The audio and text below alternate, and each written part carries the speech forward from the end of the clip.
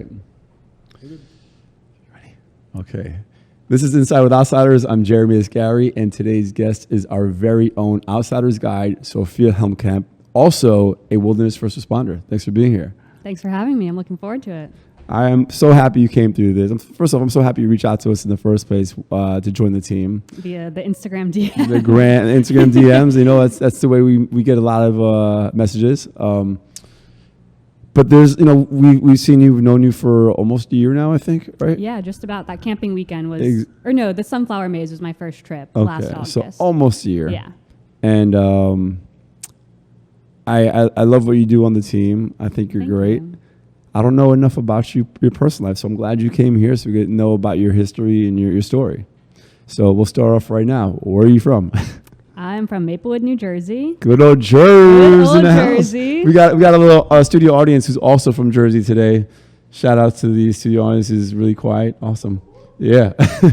Were you born and raised there? Yeah, born and raised in Maplewood, New Jersey. My family's from New York City primarily. That's where my parents met. So I feel like New York was always kind of my post-college plan. Yeah. But yeah, born and raised in New York. In New Jersey. Is your family from New York City, originally? My dad is. What part? Bay Ridge. Oh, okay. Yes. Bay Ridge, Italian? Yep. Okay. Yep. I got it. The Italian's coming later. Yeah, okay, let's see. Yeah. And then my mom's side of the family is Armenian, but not immediately I had from no Armenia. Idea. Yeah. I'm half Persian, which is like you're my neighbor, but I had no idea you're Armenian. So you're Italian Armenian? Yes. Really? Yep. That's surprising. Huh? That's hot. Yeah, there you go. Thank hot you. Stuff. Do you speak any other languages? No, just English. Okay. Unfortunately, my mom's whole side of the family is 100% Armenian. My mom was the first one to not marry someone who was Armenian. Okay. And so my brother and I are the first ones to not speak Armenian. It's a little bit of like a hot button issue. Was that like a problem for your grandparents or something? No, I don't think so. I think it was very much, marry who you want to marry. But my mom definitely, I think, regrets not raising us learning Armenian.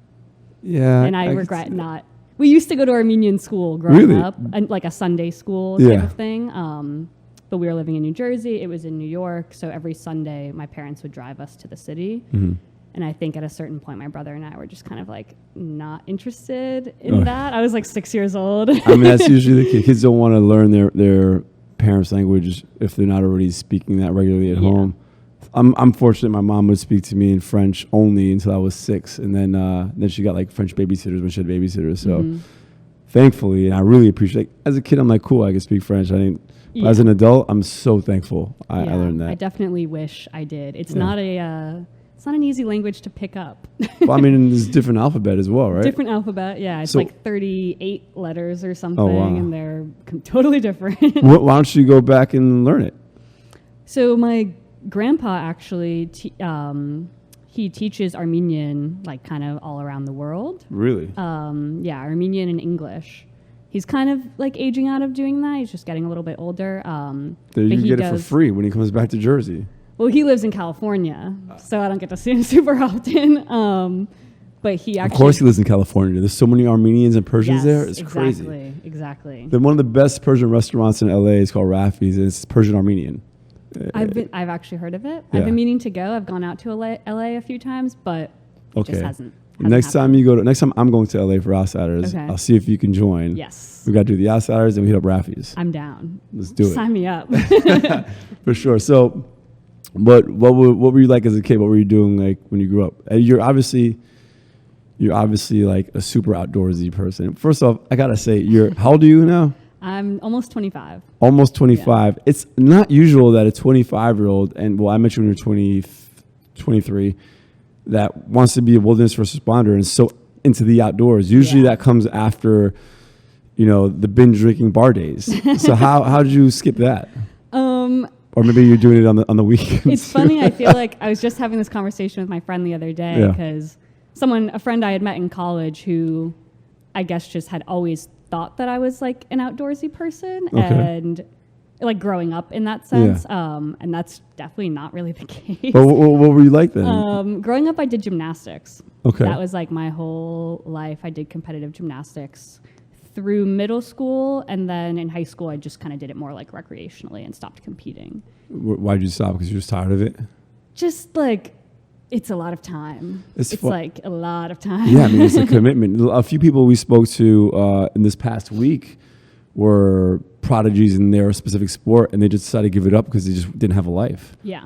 I definitely, like, for how I did it starting at age 6. So for how long I did gymnastics, I definitely wouldn't go anywhere near the prodigy category. Right. Yeah, I think the gym I went to was like pretty underfunded, and so it was very difficult we didn't have like all of the equipment necessary to like progress very quickly in gymnastics. So I think that was kind of a barrier, and it got to a point where I was just like, I'm just here for fun. Like, right. I'm not, after doing it for 7 to 10 years, I knew I wasn't going to the Olympics. Right. So I kind of just. But what else did you do as a kid? Like, you weren't an outdoorsy kid. No, that came later. Funny enough, people like always when they meet me through outsiders, they think I'm like this avid hiker I'm like, I actually wasn't a fan of hiking. Yeah. I grew an appreciation of it, but I was big on being active and outside, but more like playing basketball, riding my BMX, going to the beach, like doing things like that was what I loved. Yeah. So what about you? What would you do? I mean, the gymnastics really was like my whole thing. Yeah. At least during like after school. I did a little bit of guitar. Wasn't very good at that. But my mom really wanted me to play an instrument. So I did that for many years. I also did dance. But kind of the dance and the gymnastics, I feel like I'm not flexible. Okay. Which is like kind of necessary for both of those things. I think so. Yeah.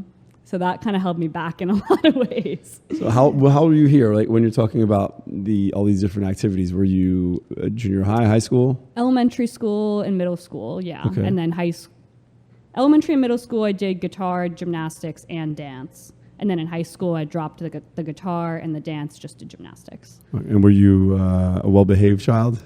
I think so. Yeah. You never like rebelled in high school? I think that I have an older brother. He's 3 years older. I think he, in a lot of ways, like paved the way. He was a little more misbehaved than maybe I was. And so by the time my parents were raising me, like they had, seen it all with my brother. Oh, man. So, yeah, I don't think it was too, I was well behaved. A couple of slip-ups here and there, Oh, yeah? Anything you want to elaborate on? I did have a party in high school that was shut down by the cops, which really went out of my hands. Kind of like, it's the first weekend I was ever left home alone. My brother went to college. My parents were at the beach.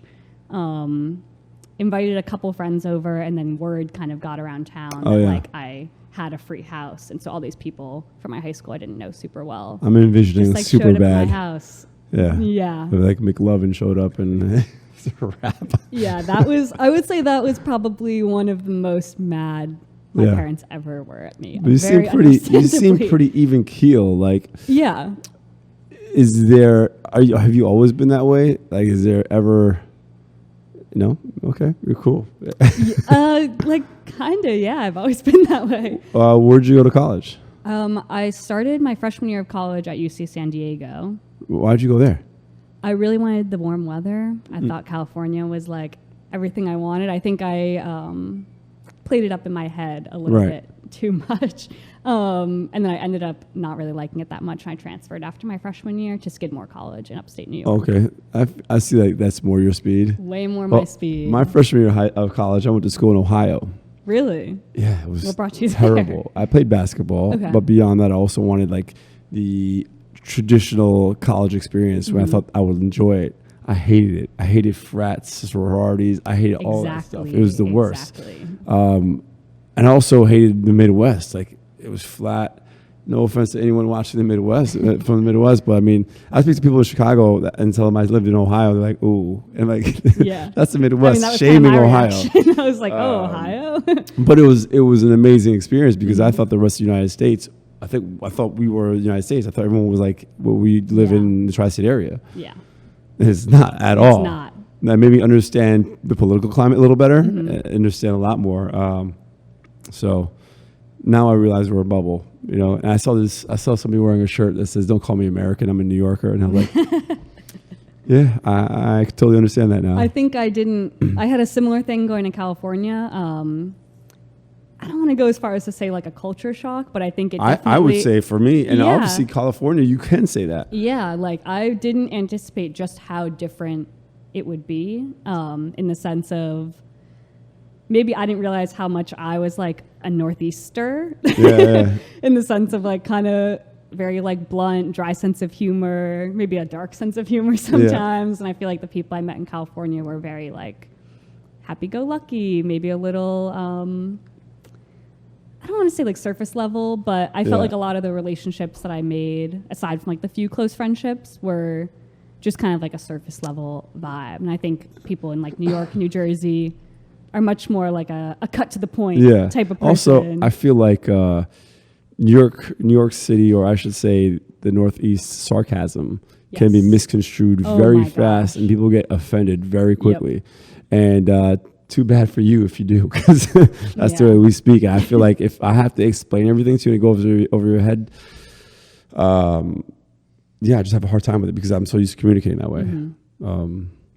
So what made you left because of that, right? And what made you decide on Skidmore? That was like one part of it. The Greek life thing was another part. I was like not interested in that at all. But Skidmore has that stuff too. Skidmore has no Greek life. Really? Yes. Which is like, I think, very much shaped the experience at Skidmore, and I think is why a lot of people choose to go there, is the lack of Greek life and like the small school proximity to nature, things like that. But were you into nature by then? Like, were you into? No, you weren't. Okay, no. So then you can't say that was the reason you went there. And it wasn't a reason I went there. It was a reason like some people. I know for me, when I left Ohio, I was like, I'm not going anywhere but the city. I went to school in Manhattan, Hunter College. I'm like, I'm not leaving this place. Yeah. Yeah. I kind of wish I had. I mean, I don't like regret going to California. I think that if I hadn't have gone to California, I wouldn't have ended up at Skidmore. And Skidmore is like definitely what shaped me into the person I am. So I'm very like grateful for having done that. Well, how would you describe your experience there? Super positive. That was kind of like the intro to the outdoor stuff. That was where I got into rock climbing, which is like very much, even more so than hiking. Like that is my thing. That's my life. So you're bouldering or high rope? All of it. Or was it called top rope? Top rope, yeah. Yes. I started doing ropes in college through Skidmore's like outdoor club. Yeah. Yeah, that's where I started. And then I didn't really take advantage. They did a lot of like outdoor activities too. I didn't really take advantage of those as much as I, in hindsight, wish I did. Because they're all like free or provided by the school. Right. And like same reason I love Outsiders is it gives you just like a way easier way to get outside. Yeah. Your college just like does all the logistics for you, which is great. Yeah, so I got into climbing then and got into backpacking after college. You just gave me an idea. What's the idea? I think we reach out to the CUNY schools and provide the outings for them as outsiders. That would be a great idea. You want to help facilitate that? I could do that. Okay, let's do it. Let's do it. It's not a bad idea. I didn't know Skidmore had. I mean, it makes sense, right? But yeah. Who could use it more? Kids that are already in nature, or kids in the city? Yeah, I've actually done a lot of. Part of the way I found Outsiders, I used to Google like outdoor jobs NYC. Yeah. And just see what would like stick. And I know Outward Bound has like they do some partnerships in New York. They do a lot of charitable, really good causes. I mean, they take inner city youth and take them out, but they take them out for like a few days. Yeah. And that's more intense. Not so much for entertainment as it is for wellness and showing them there's more to the world than what they've seen. Definitely. My sister does Outward Bound in Baltimore. Oh, really? Yeah. That's amazing. We're gonna get her up here. She's a wilderness responder as well. We're gonna get up here to do one of our hikes eventually. Yeah. But she's now also a nurse, so she's busy doing all the Matt nurse. told me she's moving out to the Pacific. Yeah, but I'm not sure when. She thinks she may be moving in August. You're right. Well then, when she comes to visit. Yeah. I can see you out the northeast. Yeah. The northwest, excuse me. Yeah. I've thought about it. I think just like I feel bad leaving my family. Yeah. Like I think it'd be hard for me to just like up and relocate somewhere Are you else. super tight with more beyond just your parents, your immediate family? Are you close with the other ones? Definitely. Yeah. We have a pretty small family. So I Yeah. feel like that lends itself to being tight knit, and we're all in like New York and New Jersey. Mm-hmm. So I get to see them several times a year, which is great. And then I think also just like my grandparents are getting older. So I want to Yeah, make sure I'm around for like that as well. of course. When did you start looking for outdoor job and outdoor? I guess you started climbing, right? But when did that become something more beyond just a hobby? The climbing remains a hobby. I'd love to make it a job one day somehow. It But wouldn't be too hard. All you got to do is yeah, get I certified. gotta like leave New York to do it. No, you don't. Kinda. You can do like Brooklyn Boulders. I mean, like I want to do like outdoor guiding. Oh, well, the Gunks is where yes. you got to do it. Yeah. Okay. What was your question? When did you start looking into Right, like right, the right. outdoors as a work or interested in working? And what did you study in school, by the way? In undergrad, I did social work, and Yeah. then I went to grad school for social work, which is what brought me to New York originally. And that's your day job, right? Yes. Okay. Yeah. So I graduated. I was a 2020 grad from undergrad. 2020. So middle of the pandemic, everything. How was No that? graduation. No. You never had a like- graduation? Oh no. We'll do a graduation for you outsiders. They did one. They did one 2 years later, which was honestly special in itself. They like brought us all back to campus and Yeah. everything. But yeah, my spring break of my senior year, they called off the semester and like moved everything remote. So like the last 2 months of your school. Yep. What a crazy experience. What a crazy experience. Yeah. Man. At that time, the way the social work major works is you do what's called a field placement for your last semester. So I actually wasn't doing classes. I was doing a full-time internship. And that kind of only further complicated things for me because classes went remote, but my internship was still in person at the time. So they sent everyone home, and because Skidmore houses everyone on campus. Mm-hmm. So they kicked everyone out of their housing. We all had to come pack up and leave. Classes went remote. My internship was still in person at the time, so I had to book an Airbnb in Saratoga Springs for 2 months to finish out the school year. But did you get reimbursed from your dorm or something like that? How did that work? No. They didn't care? I mean, that was like, well, okay, so I booked the Airbnb, and then within my first week of being back after spring break, the internship went remote as well. Okay. So, but at that point, I had the Airbnb, and I had some of my friends who were also staying there for the summer. So you had another party. There you So go. Yeah, we honestly just kind of like created our own little pod Yeah. in Saratoga, which is where Skidmore is, and we kind of rode out that like first wave of the pandemic up there, which was a lot better than like being stuck at home Yeah. with like nothing to do. Exactly. I hear you. Yeah. So I honestly felt very fortunate for kind of how that all panned out, although it was an additional finance. Why'd you choose social work? I started as a psychology major, not really knowing like what social work was. My original dream job was to do like forensic psychology. Really? So I used to watch so much Criminal Minds. Like I wanted to like be a behavioral analyst. Yeah. I wanted to work for the FBI. That was like my whole Really? thing.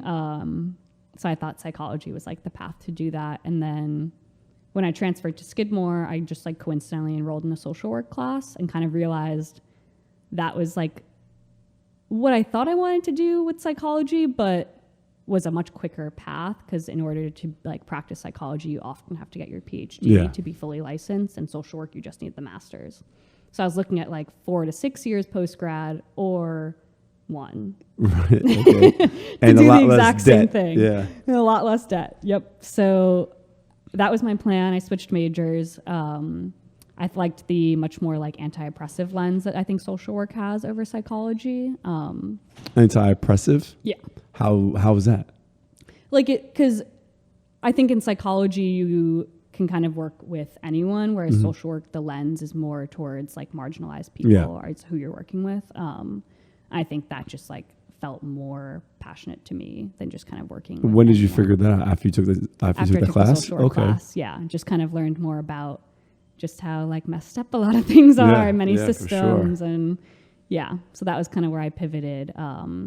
And then if you do the bachelor's in social work, what a master's program would be 2 years, you could do like accelerated standing, Gotcha. and you get a master's in 1 year. Let me ask you, obviously what you do as a day job is super fulfilling, right? Yes. But it can be sad and it can wear on you. Absolutely. So how do you deal with that?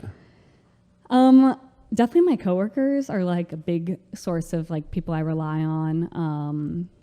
You saw earlier, the work phone I think is very essential too, because at 5 you can kind of just like put it down. You're not getting calls and emails on your personal phones. You can kind of turn off your work life in a sense. Yeah. And you're in the field, right? You go into these homes? Or? No. I not? work in public defense. So I work at the Legal Aid Society. I work with people who have been arrested and are facing like criminal court charges, and essentially advocating for them to get the best outcomes in their like court cases. Have you ever considered doing law for that? People ask that. I don't think so. I think, first of all, I don't really want to go back to school. Right. That's one big thing. I also think like I feel fulfilled in the role that I'm doing at the law firm. So I don't really feel the need to like go become the lawyer, as opposed to like I just work with the lawyers and assist them from my own background. So yeah, I think I just don't want to do that. So you were doing social work as far as studying. When did this whole I can work outdoors thing come about? So after I finished grad school in 2021, I was living in the city. I was kind of trying to look into, I wanted to do something for the summer. Like I finished in May. I was like, I don't want to, because I had my master's at 22. So I was kind of like that was a whirlwind. Yeah. 5 years straight through school, the last year and a half of which was like fully remote. So I was kind of just in this position of like, I want to take the summer to do something, kind of leave New York. So I started looking into how I could use social work in an outdoor capacity, and I came across wilderness therapy. So I did that. That was my first job post-grad. I actually commuted to and from Vermont for a summer. How often would you commute? Every week, once a week. Okay. So the way wilderness therapy works is you work, this is also why I got the wilderness first responder. You work on for a week, 8 days, backpacking with youth, and then you get 6 days off. What was the organization you worked with? It was called True North. Okay. So similar to Outward Bound. Yes. Okay. Yeah, definitely. But this seems more involved because you're more like therapeutic based, Yeah. I think. The students all work. It's definitely smaller groups too, I think. It's about 7 kids. I don't know what the Outward Bound trips are. It's about 7 kids, anywhere ages 14 to, I think, 24. There's different age groups depending. The 14-year-olds are not with the 24-year-olds. You're doing like God's work, the social work, taking kids out to nature and so on. That's a lot. Yeah, it was a lot. But that was kind of, so to be honest, I don't know what called me to doing backpacking per se. Yeah, because you were a climber. You're not necessarily a hiker. Yeah, I was a climber. Yeah. Not really into hiking at all, but I kind of just thought, I had like spent much of the last year and a half inside due to the pandemic, and I was like, I'm just looking to get outside. Yeah, there's a lot of people that felt that way, and some people think that I started Outsiders in the pandemic.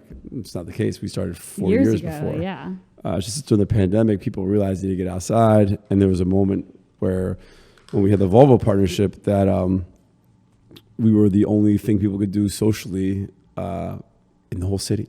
Yeah. So it really helped us. That partnership helped us. Did you grow. see a big like growth in Outsiders during the pandemic? Yes and no. We saw big growth. I think year 3 into 4, but during the pandemic, so that's when we started selling out monthly events. But we only do once a month. Wow. Sometimes we're doing twice a month, and then during the pandemic, just once on a weekend too, like not both days. Exactly. Wow. So then we started doing twice a month, but not the same day. Mm-hmm.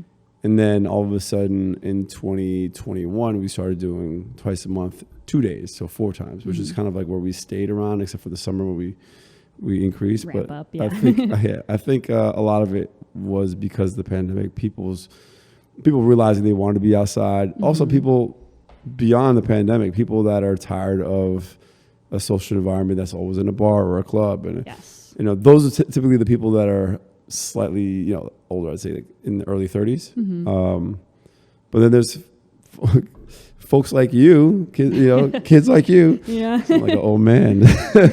There's younger adults like you that that really have taken to the outdoors and prefer that. And I saw culture changing a bit. And prior to the pandemic, I used to work in nightlife where people would no longer necessarily go out a lot. And then after going out, they go eat in the diner and disco fries and all that. That culture was kind of disappearing. And I saw a lot of people going out on occasion, maybe just the weekends, but also finding their social outlet with ClassPass and doing, Totally. And I don't know I think maybe that's one of the few things social media helped create, because everyone now wanted to look like they're in the best shape to flex on social media. So maybe that's one positive that came out of that for, in regards to vanity. But I felt like the healthy social environments were the new trend.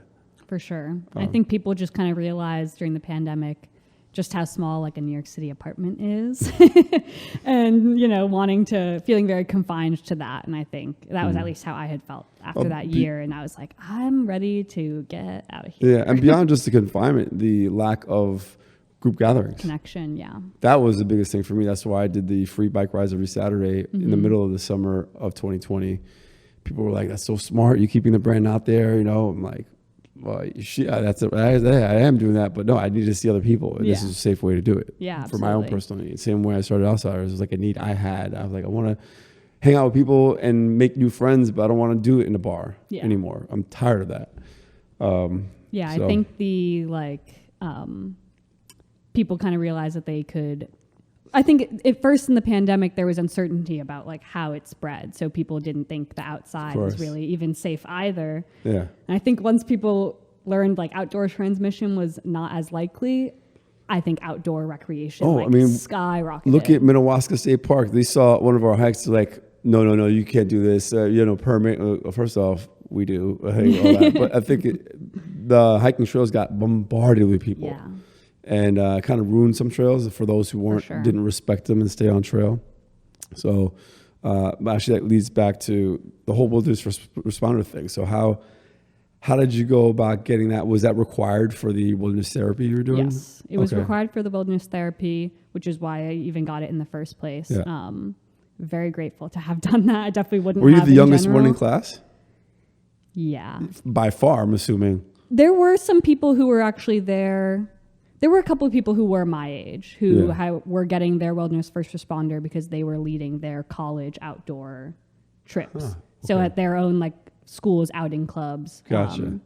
Any school that has an outing club has to have like a set number of guides who have the wilderness first responder. So a lot of college kids do get it through their school, which again, I wish I took advantage of because it's like a third of the price. Because the course can be rather expensive. But yeah, I ended up finding, this was like so lucky. Because they house you for, I think it's an 8-day course. The Woofer's 8 days? Yeah. And wilderness first responders referred to as Woofer as well, right? Yes, Woofer. Okay. So the Woofer certification is an 8-day course. Mm-hmm. I happened to find this one that took place at a summer camp in Massachusetts, I think in the Berkshires. And so for 8 days, this was June 2021. I got to, the group of maybe 15 of us had an entire like summer campground to ourselves because the campers hadn't arrived for the summer. Okay. And it was still like pretty on the earlier side of the pandemic. And so they housed us all in our own cabins. So I had like a 20-person like bunk bed cabin by yourself. By myself. Should you go jumping from one bed to the other? I walked in and I was like, where the hell? Which bed do I choose? Like, how am I supposed to know? I wouldn't choose one. I just sleep in a new one every night. Yeah, exactly. Yeah. Every night I sleep in a new one. I was gonna do that. That was kind of my original plan. But once I set up, I was like, nah. Yeah. So 8 days. How'd you feel about it? Was there any moment there? Well, tell us about what that class is like, and was there ever a moment where you're like, what am I doing? I don't want to do this. I think well, the class itself it's like a full-time job for a week. So it's 9 to 5. I forget how many hours it comes out to, but it's 8 days, 9 to 5 every day. They also gave you lunch included, which was really nice. the campground kitchens like cooking for us. Only lunch? They don't give you like No, they gave us breakfast, dinner? everything, I was but gonna just say. saying like in the middle of the day we'd get a lunch break. Yeah, okay, gotcha. So nice of them. So nice of them.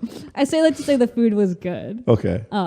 Wait, do you pay for this yourself, or is this? Yes. Okay. That's what she's saying. Like, she wished she did it through school because it's a third of the price if you do it. Oh, 'Cause they'll cover it. Yeah, it's close to $1,000 for the week, but in college, How long it's does it like maybe last? a couple You hundred. just have to renew it, but you don't have to pay again for the class. It do you? lasts 3 years. But we have to retake the class and pay $1,000 again? The recertification is a shorter course. I think Yeah. it's maybe 2 or 3 days. Yes. I think it's the length of like the wilderness first aid, which Okay. is a separate certification that's like a 2 or 3 day course. Gotcha.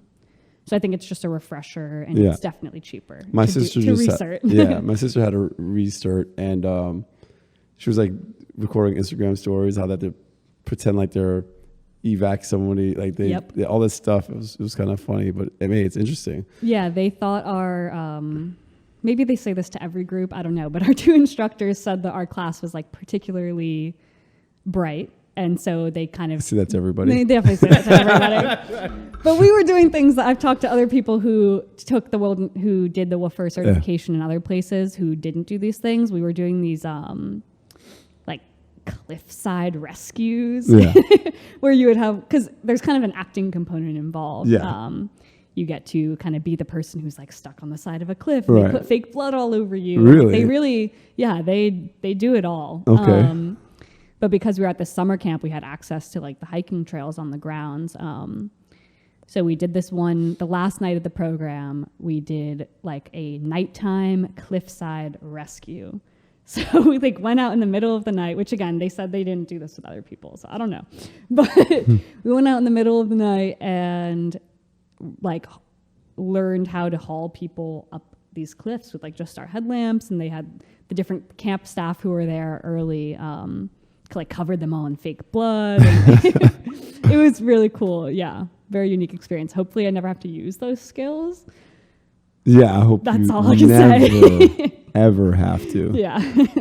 Man, okay. So you got this woofer, and how soon after did you start looking for jobs in the outdoors? I got the woofer because I already had the backpacking job, Okay. but I couldn't start it until I had the woofer certification. So what happened to that job?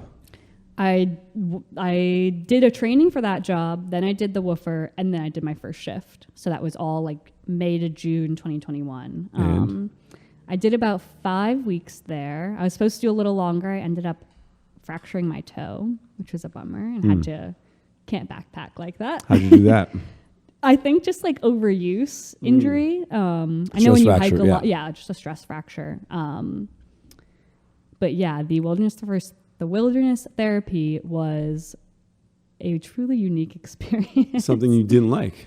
No, I loved it, but I think there's a lot of like controversy around wilderness therapy as a field. Explain.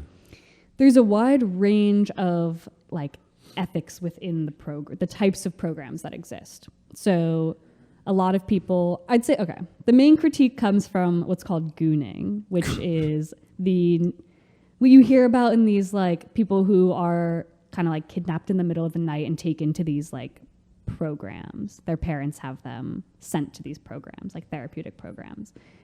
It's called the troubled teen industry. Oh, whoa. Gotcha. Okay. It's like it's complicated. There's tons of different types of programs. Some range from like a punishment-based program, which is like definitely on the unethical side of the spectrum. Wait, so what would they get punished while they're in the program? Like what happens? Like the intensity of the program is like, you have kids who are not voluntarily there, like hiking 10 miles a day for growth. Essentially, they're doing hard labor. Yeah. Have you ever seen one of the things when they bring the kids to jail? Yeah. Oh my God. It's kind of like It's that. like a Scared Straight. Yeah. Scared Straight. I mean, Yeah. Scared Straight. They don't have that show anymore for a reason. Yeah, That's no, like- yeah. So yeah. Yeah, I feel triggered. You guys get yelled at by some inmate. Stop! I feel triggered. It wouldn't happen in this day.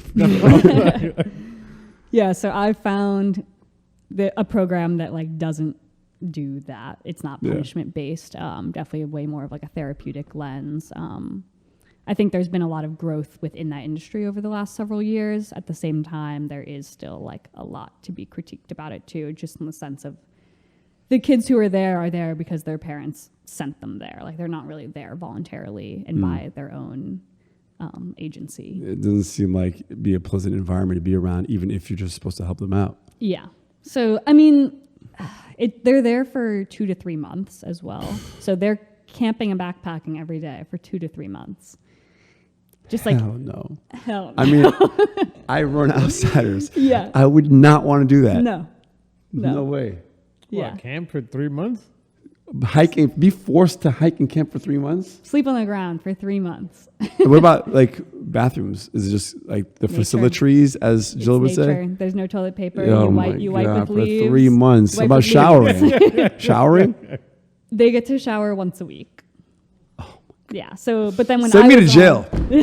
Send me to jail. when I was working for the week, I wouldn't shower for the week because I would just shower when I got off. It's funny. My sister hiked like she was like week-long hikes. Yeah. She did one in Portland, and then she was staying at my brother's house. So she went from this week-long hike and went to my brother's house. My brother's like, she smelled so bad. Oh yeah, I got that text message too. She was forced to like shower right away, Yep. take all her stuff. He almost burned it. That's how bad it was. I mean, yeah, I'm a little too bougie for that person. Yeah, when I would get off my shifts, I would often go. So I was driving to and from New York and Vermont the whole summer, but my boyfriend at the time was still at Skidmore. So I would kind of stop there along the way as like a halfway point, and I would always come out of my shifts. I'd be like, smell me, I smell so bad. He's like, no. First of all, I would just really smell like fire. It kind of like overrides the BO in a lot of sense. But yeah, I would arrive and immediately get in the shower. So 1 week without a shower. Yeah. Mm-hmm. Yep. Cool story. You get used to it. I snuck in baby wipes. Like, Yeah. I would have like a backpack full. Yeah. Now, let me ask you, Jill did a hike out west where it's like leave no trace, but really leave no trace. Like you have to carry your shit out. Literally, if you take a shit, you got to carry it out. Did you guys have to do that? I didn't have to do that, but so what the kids would use is leaves from spruce trees, which that's what they would wipe their butts with. And Is that like the leaf you're supposed to use? that's just, yeah, it's like, it's But the one that doesn't they're taught to not have, is not poisonous. Like Right. this is what it looks like. It's not poisonous. You can You have use it like on your pine butt. needles and I was gonna say, it doesn't like a spruce tree leaf kind of almost look like a poison ivy leaf? I don't know. you don't know. I know what a spruce tree leaf looks like. Do you don't know what poison I ivy do know look- what poison Oh, I ivy was looks like, gonna but the say. trees are like, they're tall. They're Oh, much okay, taller than alright, poison ivy would be. Spruce trees? Okay, well, I Yeah. mean, poison ivy is like a vine anyway. It's Yeah, not a exactly. Yeah, but a leaf on the ground is a leaf on the ground. You're just gonna grab some. All right, cool. This works. No, Take the one it off from the tree. Take Take it it from the tree. that dry ass leaf, wipe your ass. The reason I say I don't know is because I snuck in baby wipes. Oh, okay, gotcha. Because like the kids aren't supposed to know that you have baby wipes because Yeah. they're there for 3 months wiping their butts with leaves. So, and I'm here for a week. Oh So my like, God. I'm not supposed to let them know that I have wipes, but I have like my own ability to bring what I want to bring and stuff. So Wow. to come back to your question, you have to carry around your wipes because you use the leaves because you just toss them in the ground. They biodegrade. Oh, but you I had don't to carry know. your wipes. that So you I had to wipe your carry ass with. my wipes, my used baby Okay, wipes. so I'm gonna ask you, how long did this job last, and why'd you leave? And I think I know the answer. I worked for 5 shifts, so 8-day shifts, 40 days. I was like, you count, the job works where you like count your field days type of thing. Yeah. So when you meet someone, you say like, how many days do you have in the field? So I think I walked away with about 40 days, and I left because I fractured my toe. Okay. So I had about 3 more. My question is, why didn't you go back? Because I was ready to. My whole plan was to only do that as like a seasonal Okay, job for understood. the summer. That was kind of my like post grad thing. I knew when the fall came around, I was going to like start my career, Right. which is what I'm doing now. But the program runs year round in Vermont, so I was not looking to be there in the winter. Wait, they do that during the winter? They do it during the winter. That's In the cool. winter, Alright, they then, stay alright, in that's a different cabins. story, yeah, In the that's- winter, they sleep inside. Are there toilets in the winter? There's like a composting toilet, from what I understand. I didn't do Okay. the winter With program, toilet so I'm paper? not totally sure. I think so. You got to. There's nothing to pull up. There's no. That's a good leaves to point. pull off. Yeah, the leaves are off the trees. Yeah, I would guess there's toilet paper. Man, what are the results they really see from these kids? I think it varies. And I think any like therapeutic process varies on like the buy-in of the participant, kind of like. Of course, even if you arrive there involuntarily, a lot of the times there is some point in the program where the kid does realize like, okay, this is helping me. I do understand how it's helping, why I'm here, what I'm benefiting from. Right. And then they would have like these really amazing graduation ceremonies, and like their families would come. It was really cute. And they were appreciative too? Yeah, really? I think so. There were definitely kids who were like, get me the hell out of here. But you have to pass through a lot of like goals in order to Sounds graduate like the other day we had a guy, the owner of Worthwhile, Jeff, and he was in the Marines. Really? And I didn't know that. he thinks, he'll vouch for the Marines, change his life. He needed it. But from day one, he counted the days that he was going to leave. Yeah. But he thinks it was great, but he hated it, but it was great. So I think it's the same thing. I think it's the same thing. I think it's also,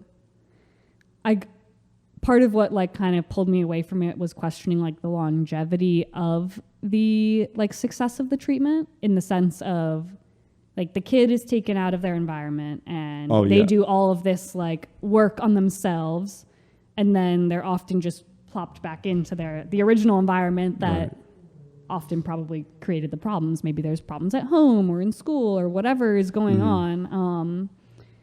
So yeah, I think the wilderness therapy field is just starting to really being built in like the research realm of that type of stuff. Like how effective and is this it? is the same with the corrections system, right? Yes. Penal system is the same way. Exactly. They're supposed to rehabilitate you, but they don't. does not. All it is a punishment. Yeah.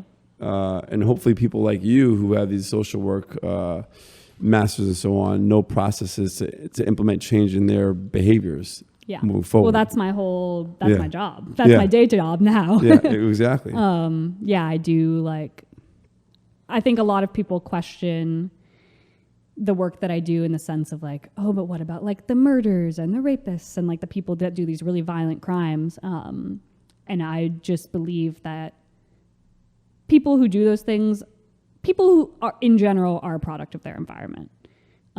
So if that's happening and someone is like acting in that way, they are very likely have their own like very extensive history of trauma that causes you to behave in ways that like you're talking about there's also the argument of nature versus nurture, right? Yes. So I believe that for sure, but I also believe that with someone's natural DNA makeup, some may also, like someone in one situation may not turn to doing those things if they're predisposed to have a certain kind of character. Absolutely. But then again, that's like a argument that's been going on forever. So when you left this gig with your fractured toe, what was your next outdoor gig? And had you already started social work by then? Yeah, I kind of at the same time I was looking into a full-time social work job and also Googling outdoor jobs NYC. Is that when you found us? Yes. Really? Wait, when you Googled outdoor jobs NYC, did anything pop up for like Times Square crazy person in costume? No. I don't think there's a company putting these people out. These are just people like know they can make a buck wearing a Spider-Man outfit. All right, so that's a business right there. You might want to get on it because you can actually contract people to do this for you. No thanks. No, avoid that. So that's when you found us. Yeah, that was around when I found you guys. And then same time I was like kind of ramping up my own social work career. So when you found us, what kind of research did you do about us? What would you look up? I had honestly been following you guys for a long time before I actually reached out. I kind of was just trying to figure out like whether it fit in my schedule. I wanted to. So this was now. I honestly didn't reach out to you guys for a while because this is now we're looking at like November 2021, I think. Yeah, November 2021. That was when I started my job at the Legal Aid Society, and then I didn't end up working with you guys until the following summer. Right. Yeah. So what was it about the Outsiders appeal? I mean, there's a few outdoor groups, but none of them, I feel like the outdoor groups are pretty much just hiking. Yeah. Or like a cycling club. But what was the appeal for you? So I've worked at some of the other companies in New York that also do outdoor trips, and it's just on a larger. The groups are much larger. They're more like 50 people, whereas the outsiders hover between like 15 to 30. And I think that was something that definitely drew me to it. Was just like the smaller size. What were the other groups? Which the other organizations? Yeah. Sourced Adventures is the. Yeah, they're not a community though. They're tour operators. Are they still operating? Yes. Shit, sorry.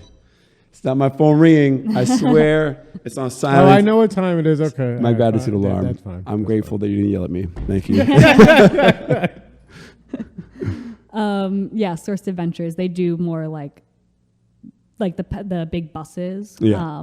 So I feel like I definitely enjoy working with them, but it's less community driven in a mission sense. I think we're more fun. Just saying. I think there's a wider array of activities. Yeah. With what we do. With what you guys do. Yeah. They do. They're the only other group that I know of that does a variety of activities, but they're still, climbing, kayaking, hiking. I think that's the extent. They don't do the hiking. They do hiking. Kayaking, whitewater rafting, skiing and snowboarding in the winter. Gotcha. But it's like every year, for the most part, they run the same trips. Yeah. And they do them like every weekend for the season. They'll run kayaking, say. Really? Okay. Yeah. So I enjoy kayaking, but it's like the same itinerary every time. So it's new for the guests, but when you work there for a long time, you get to do the same thing. I mean, the reason I program the way we do is because that's how I would want to do it. Exactly. I want to be able to mix it up. Yeah. Like the only time we'll repeat stuff if it's like a dope hike, like Gertrude's Nose was my favorites. Awesome. And we did it 3 times this year. I'm sold out 3 times. Yeah. But I love that hike. It was great. Yeah. I did it a couple weeks ago. That was the day it was really rainy though. Yeah. And we got to the top and you couldn't even see beyond. Really? You couldn't see Wait, anything. I don't know what the top of it? Gertrude's Nose looks like. You don't? I know we went there. Yeah. Wasn't I with you that day? I don't think so. Oh, this was the third, the most recent one, right? Yes. Okay, yeah, I wasn't there. Yeah. We got to the top and you could not see anything. Yeah, I mean, you basically, we were in the clouds. It's not that you see something nice. It's not necessarily the view that's nice. Yeah. It's the ridgeline walking and seeing the rock formations across as well. That's the really nice part. Because when you see the view, it's cool to see the view, but it's like you see a town. You see buildings. I don't know what the view is. I'm not. I prefer going on a hike where the view is like trees, or I don't want to see like another town or like a strip mall when I'm looking over a cliff. Yeah. All right, let's get to some of these questions here. What do you do for fun? Rock climbing. All the time. Rock Where? climbing. Outdoors only, or do indoors? I climb at Metro Rock indoors in Bushwick, which is where I live. And then, this weekend I'm going outdoors in New Hampshire, which I'm really looking forward to. I've been to Kentucky. I'm just starting to dabble in the outdoor climbing. Have you done the climbing where it's like you're climbing with no harness or whatever, but what saves you is like the water underneath. So you're climbing over water. Deep water soloing. Deep I water have soloing, not. yes. I have not, but I would love Jeff to. was talking about that. So apparently it is a great deep water soloing in Spain. Yeah, in Mallorca. In Mallorca and Sardinia too. Oh, in Sardinia too. I think it's Mallorca is the one where people go to. I think I saw that climbing show with Aquaman, whatever his name is. Oh, Jason Momoa. Yeah, where he has this climbing show on. That. Yeah, I watched a few episodes. It was pretty cool. Yeah. But the one where they fall into the water, like if you lose grip, you got to kick out. You got to be a good swimmer too. You're not a ready good to fall climber, on but your a good back. swimmer. Yeah. No thanks. I'm not the strongest swimmer. So you climb a lot. What else do you do? Anything else? Like you do anything indoors? The climbing is the indoor thing. Right. Outdoors, now that I did the wilderness therapy backpacking job, I definitely like to do a lot of outdoor stuff. I feel like that's kind of what people know me for is being this outdoorsy person, which I wouldn't have. I wouldn't be that person without having done the wilderness therapy. Yeah, so definitely just hiking. What about, are you a music head? I like music, but I'm not good at playing music. No, I'm saying, would you go to concerts or shows? Yeah, absolutely. I saw, are you involved in a band or your friend's band or something like that? My friends are in a band. Okay. Yes. Kids Smoko. Was it? Kids Smoko. Kids Smoko? Yeah. Shout them out. Those are your people. Shout out Kids Smoko. Follow them on Instagram, KID Smoko. What kind of dash music? or dot? I'm not sure. Kids Smoko. Kids What Smoko. kind of music? Like alt indie, pop, kind of a mix of genres. Okay. Definitely. I They're in think they'd be Bushwick? upset if I named one specific genre. No genre. They're actually in LA. Okay. Yeah. So if I come out to LA, I would definitely make a little side trip to Let's see them. let's figure that out. When Yeah. maybe we can combine an outsider trip when they do a show. Yeah, Be that'd cool. be amazing. What are your personal and career goals and dreams? Ooh. Personal goals kind of ties into career a little bit. I really want to do like international solo travel in the next like 1 to 2 years. What places are on your list? Everywhere. Like, I get it, but like which wouldn't- ones like I'm the type stand of out? person where I like wouldn't say no to go to the opportunity to go Right. anywhere. Have you heard of World Packers? What? World Packers? No. Do you know what woofing is? Like the farm Yes. work? Okay. Yes. It's a similar concept to that where you essentially work somewhere in exchange for accommodation. Okay. But what World Packers does is it's not just farming, it's like a variety of different types of things. And a big one is working at hostels. So you kind of like work the front desk at a hostel for 15 to 20 hours a week. You get free accommodation and meals through the hostel. So you're actually going to be doing this? I do want to do this, yes. When are This you is gonna like do my this? big like next How long life would you pivot How long would thing. you be doing that for? I'm trying to plan ahead because we need you to guide some hikes. No. Do it in the summer months. I want to do it for like a long A year? like 6 months at least. Yeah. Wow. 6 months to a year. I have to like quit my job and leave New York to do it, which is kind of Can you do like a big- sabbatical where? If I work 3 years at legal aid, I might be able to do a sabbatical. Yeah. It's kind of being like negotiated right now. Really? Yeah, not like me personally. They're trying to get that as like for across the organization. The employees are asking for that. Gotcha. So that would come up in November. But I don't know if I want to set a 6-month limit per se. Like I don't want to necessarily come back when I like. Do you want to have become like what's the word, like I don't know, but someone who like travels nonstop and like just in climbing, it's called dirt bagging, which is just like I don't want to someone who like climbs and like lives. Yeah. Like, That's out actually of a their great name, though, car. man. Dirtbagging. I would love to say I'm a dirt bagger. So your personal goal is to be a dirtbag. No, dirtbagger.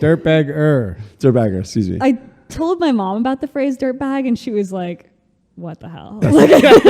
You should get stickers and dirtbag life. I want to Dirtbagger do life. that. I would love to like. I'd love to travel the world working in like hostels and stuff because you get to stay for anywhere from like 1 week to a month. So you can kind of hop around every Yeah. week and have free accommodations, Right. which is like a very unique way to travel. Or I want to like go work in a national park for a summer, somewhere like Yosemite where climbing is like prolific and Yeah. get to just like, work at the cash register or something. And then in my evenings climb What's the famous wall in El Cap. a cap? Yeah. Yeah. You can do that? I would love to. Could you do it? I would do it for sure. Are I don't you- think I'm yet strong enough to do it. I don't think I'm a good enough climber yet. Have you climbed with Max yet on our team? No, but I follow his Instagram videos. Always. But he's bouldering. He's not Yeah, climbing. he only boulders. Yeah. Yeah. What's your motivation For which? for? I mean, more personal because your career goals seem to be more in line with personal stuff. Yeah. So, what motivates you? Like, what's your motivating factor for all these things?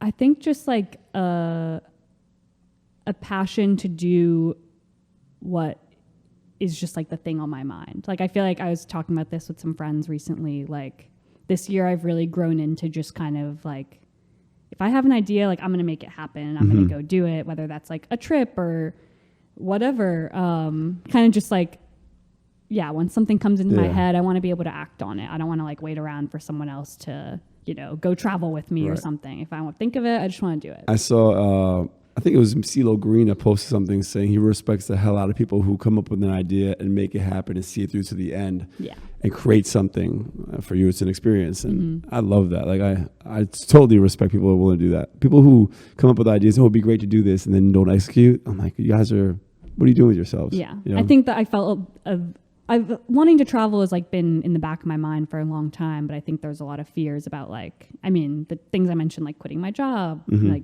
you know, finding a subletter in my apartment or losing my apartment. But I think a big factor is also like people, when I tell people I want to do something like that, they're like, oh, but you want to like be a solo female traveler. Like that's very dangerous. Like I think people kind of worry about, and my mom too, like worry about traveling alone. And I think I'm kind of leaning into the fact that like, I don't want something like that to hold me back. And I don't want to just wait around for someone who can come with me. Like I want to go if I just want to go. Yeah. Yeah. I hear that. This is always something to think about as far as safety goes, depending on where you go. Yes. But there's always a means to do it safely. For sure. So follow your dreams. What's your what advice would you give high school you? Advice would I give high school me? I think, like, I mean, this sounds corny, but just like follow your gut, trust your instinct. Like, I think that was something I really grew into when I was at Skidmore. Was just like leaning more into being myself and just not really worrying about what other people think. That's great advice. Yeah. Yeah, follow your intuition. It will never lead you wrong. Yeah. Never. All right. What's your favorite part of Outsiders? The social aspect, for sure. For sure. Just repeating me, but yeah. I mean, that's definitely like, yeah, getting to meet new people. I feel like being able to expand like the people I interact with on a day-to-day basis too, and just kind of like, you know, you're hiking next to someone and they just have like a whole life you've like never heard about. That's why like I enjoy floating through the middle. Like I feel fortunate to have you, Jill, Ifani, those who I can trust to lead. Yeah. Because this way I can, you know, give everyone a little attention because I feel like they came to our trip and everyone wants to be heard, right? This story wants to be heard. So, but also for me, it's fascinating. That's why I do this. Like I think the human story is amazing. So that's one of my favorite parts as well. For sure. And sometimes people like have the coolest story, the most like unexpected thing. I was talking to some guy coming down the stairway to heaven last year, and he was talking about his time in Nepal, and he just missed the earthquakes, or he got stuck because of the earthquakes. He was safe, and he talked about his experience like while he was stuck there, like helping the locals, and then meeting people like Charlie, who's on our team, who climbed the base camp of Everest. And I haven't met Charlie yet. I gotta ask about that. I gotta get her back out. Yeah, we gotta get her back out there soon. Let's see. I asked you that already. What is your most embarrassing moment? Embarrassing moment. I feel like the thing that comes to mind is like the first time I had got my period was not a good time. Wait. I want to, before you even continue, I love the fact that you're using this as a story. Yeah. Because I feel like most people would most women would not want to mention this. Keep on going. Let's hear this. The first two times, actually. The first time was during standardized testing at school. Oh. So like, you know, you have like the couple hours of test, you get the 10-minute break, a couple hours of test. So I like went to the bathroom and, you know, figured that out, that had happened. And then had to like, this part wasn't embarrassing. The second one's embarrassing. Then had to like sit through the rest of the test with just like, you know, lots of toilet paper. Okay. But let me ask, this is going to be a really stupid question. Yeah. Women might laugh. But do you have any idea it's on its way? Do you have any clues coming? No. And it always happens at school. Always really? At school. Always at school. Always wow. At school, yeah. Okay, so second time, let's hear that. Second time this one was more embarrassing. This is when I was still doing gymnastics. I was at a nationals gymnastics competition. Wearing like, you know, a leotard. Yeah. Like, so again, I had no idea it was coming. I was about to compete. I was like maybe the next person up, and my coach pulled me aside and just like, I guess had noticed that I was bleeding in the middle of this like competition. Oh my. I had no idea. So I went to the bathroom. Yeah, it just kind of tried to clean up, then had to compete. It was just, yeah. I appreciate you for telling these stories. I feel there's so many women out there who probably have embarrassing stories about their first times, and would never feel comfortable sharing. But but I think it's great. I think it's great that you shared that. That feels vulnerable. and exactly, like some of the best stories are people telling like really vulnerable, embarrassing moments. Yeah. Ken Tanaka. I appreciate that she literally didn't miss, like, what's your most embarrassing story? She went right in Right there. for it. Everybody Exactly. else has to sit there like, well, let me think about this for a second. But I feel like It stands out. You don't forget something like that. Right. Maybe people don't have one that really stands out. Yeah. I'd have to think about mine for a second. I have something that pops up in my mind, but when someone interviews me, I'll say that. Yeah, that's cool as hell. Appreciate you. Yeah. You're cool. Is there anything that I haven't asked you want to share about yourself while you're here? I don't know. I feel like you like covered all the bases. I definitely, in terms of, I think I just want to like affirm people doing what they like set their mind to. And even if that's getting out there and doing something alone, I think that's a big thing to kind of like lean into. Yeah. Yeah. I mean, your solo travel. Yeah. You know, as much as I want you here for outsiders, like I want you to do that for sure. And this way, maybe you can inspire you to lead others. To And do I'll the come same. back with even more experience under There my you belt. go. There you go. Let's do it. We'll Yeah. help you if we can. All right. So last segment is a series of 5 rapid fire questions. Have you watched this? I've seen a couple. Okay, Yeah. you've seen. So you Yeah. know some of these questions. Okay. All right. Are you ready? I think so. Okay. What's your favorite city other than New York City? It's New York or nowhere. Like, I gotta be honest. I can respect that. Yeah. That's probably like, for not answering the question, that's the best response. It's my politician answer. You're allowed to not have an answer. If you could do any other profession, what would it be? Outdoor guiding, for sure. Like full time? Yeah. Like being like a backpacking guide. I'd go back to that, but not in the like therapy Yeah. sense. Just I hear that. in the fun sense. Yeah. Yeah. No leaves for a week and showers Yeah. every day. What's your vice?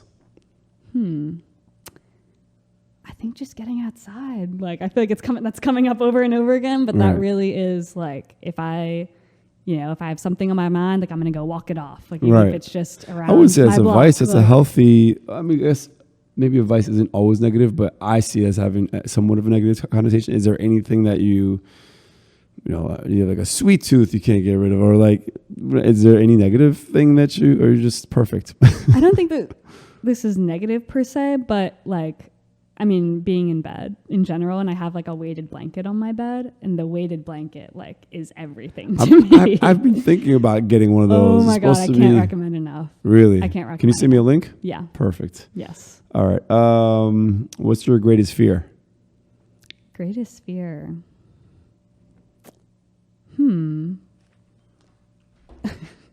I think like something I spend a lot of time thinking about is ticks and like Lyme disease. Yes. That like, Yes. I do not play around with that. That freaks me out. Shout out to Georgia, who was on our camping weekend, the first one we did, and got everybody paranoid about ticks. But she Very found scary. some. She found some on her fiance, and they got it tested, and it turned out it had Lyme's. Really? So he took the antibiotics. It was fine. Yeah, I know. But she was checking like someone- everybody. She's like, you're checking buttholes too. Like I'm like, what? You gotta check everywhere. Yeah, like- you do. They're yeah. tiny. I know someone who didn't catch it in time. Okay, they didn't die. If you don't catch it in time, you can Right. pass away. But what happened was half their face went drooping. Bell's palsy, right? Yeah, Yeah. but like caused by Lyme's, Lyme's. Yeah. And did they recover? Yes. Yeah.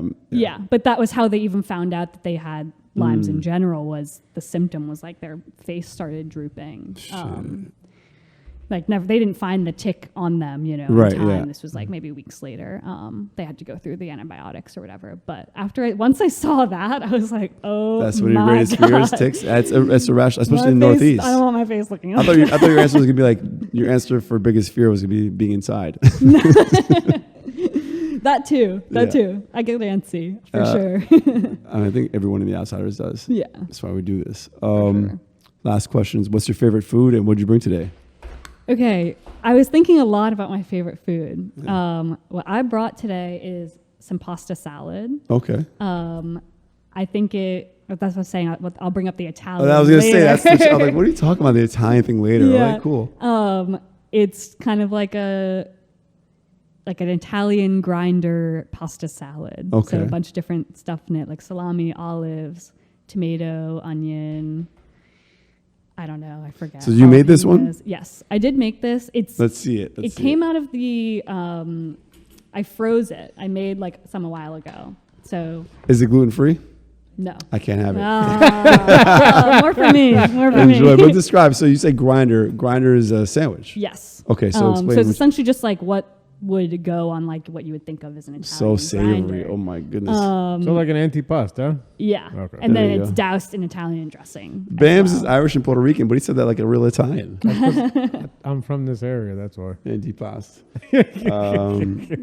Is that so? That's your go-to. That's your go-to. This is my go-to like summer meal. Like I'm Yeah. at the beach or like in the middle of a hike. Like this is like what hits so good, and it's cold. You have so to it's, have like, refreshing. enough of like the savory element to Exactly. that for sure. Yeah. Yeah, okay. Yeah. I see that. But I think because I was also trying to think about like certain foods I crave after a hike, and that is a burger. Like anytime Really? we go out to eat after Outsiders, You get a burger? like, Really? ask any of the guides.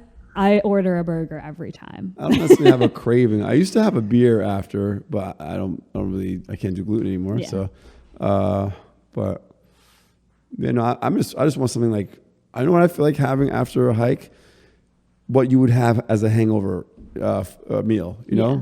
That's what I want to have after a hike. Which is what for you? I mean, it could be a burger. Could be Burritos breakfast are up food, there. burritos, Oh tacos, my like gosh. anything really Yeah. fatty and savory. Yeah. That's what it is. And like heavy. Like I want something Yeah. like it's just gonna sit in my stomach. Exactly, especially after a long hike. Yeah. Anything else you want to talk about regarding your food? Not specifically, just it like kind of reminds me of family, like the Italian. What about Armenian? Do you make Armenian Well, food? I wanted to bring Armenian food too, but it's a very intensive, Long process. long Same with Persian process. food. I got this Armenian cookbook I was like really excited about, and I opened it up, and the recipes like start at the top, like day 1, do this, day 2, do this, and you're like, I don't have fucking time. Yeah, exactly. I made one of my favorite Persian dishes I decided to make. I saw some Persian chef make it on Instagram.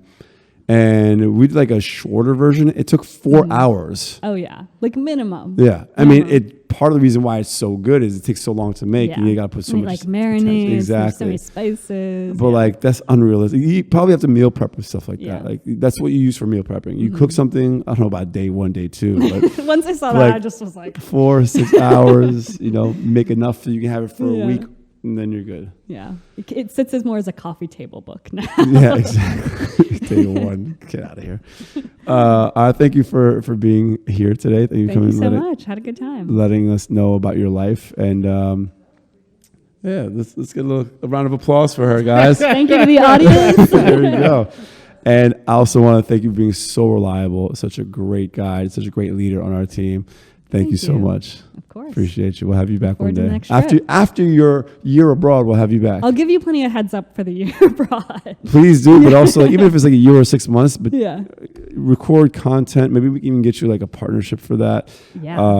But we want to hear all about your trip abroad. So we'll come back with some stories, okay? Will do. All right. So thank you. Thank Bye. you.